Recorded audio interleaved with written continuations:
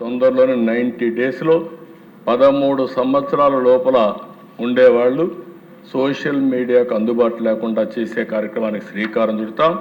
13, 16 సంవత్సరాలు చర్చ చేస్తున్నాం.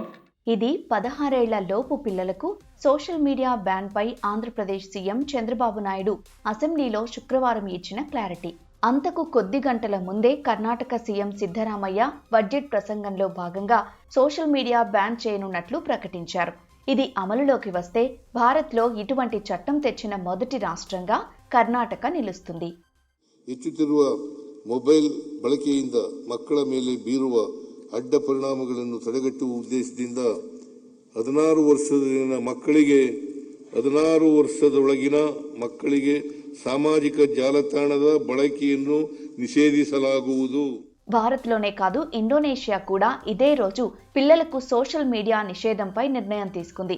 కానీ సోషల్ మీడియాలో యూజర్ల వయసును గుర్తించడం అనేది టెక్నాలజీ పరంగా ఒక పెద్ద సవాలు. అసలు ఏ దేశాలు సోషల్ మీడియాను పిల్లలకు బ్యాన్ చేశాయి? ఇందుకోసం ప్రభుత్వాలు ఏం రూల్స్ పెట్టాయి? ఏ టెక్నాలజీ వాడుతున్నాయి?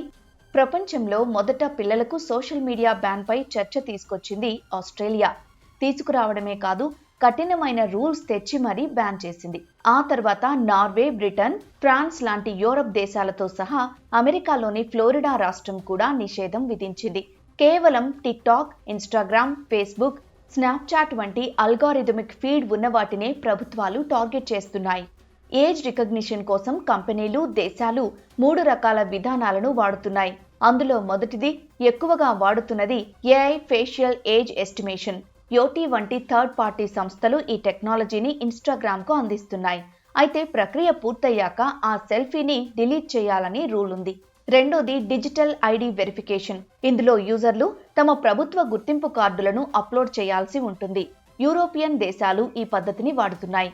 ఇక చివరిది ఫైనాన్షియల్ మెథడ్స్, అంటే లావాదేవీల ఆధారంగా వయసును గుర్తిస్తారు. ఇదే కాకుండా ప్రతి మొబైల్కు ప్రభుత్వం ఓ డిజిటల్ వాలెట్ ఇస్తుంది. దీని ఆధారంగా యాప్స్ వయసును నిర్ధారించుకుంటాయి. పిల్లలకు సోషల్ మీడియా నిషేధించడం అనేది వారిని ఇంటర్నెట్ నుంచి దూరం చేసేందుకు కాదని ఆయా దేశాలు చెబుతున్నాయి. పిల్లలకు రీల్స్ స్క్రోలింగ్ ను వ్యసనంగా మార్చే అల్గారిథమ్స్ కలిగిన యాప్ల నుంచి రక్షించడమేనని స్పష్టం చేస్తున్నాయి. అందుకే విద్య, ఆరోగ్యం, సోషల్ సెక్యూరిటీ వంటి అంశాలను దృష్టిలో పెట్టుకుని కొన్ని సడలింపులు ఇచ్చాయి.